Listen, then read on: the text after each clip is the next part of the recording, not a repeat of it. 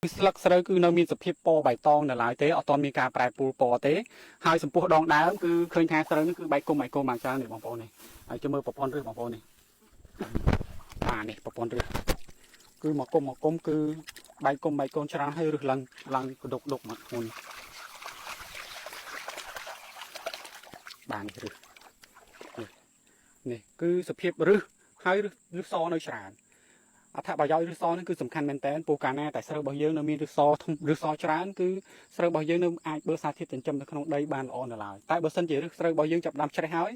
មានថាស្រូវរបស់យើងគឺវាចាប់ផ្ដើមអការលូតលាស់ហើយព្រោះវាអត់អាចទៅបើសារធាតុចិញ្ចឹមក្នុងដីដើម្បីបំពន់ទៅដល់ដងដើមនិងស្លឹកទេអញ្ចឹងមូលហេតុសំខាន់ដែលយើងបាញ់ឈុតបំពន់ឲ្យត្រូវតាមវគ្គតាមឃ្លាដែលស្រូវរបស់យើងត្រូវការគឺសំខាន់ព្រោះស្រូវរបស់យើងត្រូវការឈុតបំពន់ដើម្បីជំនួយឲ្យស្រូវរបស់យើងមានប្រព័ន្ធរឹសថ្មីមកដើម្បីជួយពៅស្រូវរបស់យើងឲ្យវាមានការលូតលាស់ស្ទុះបានលឿន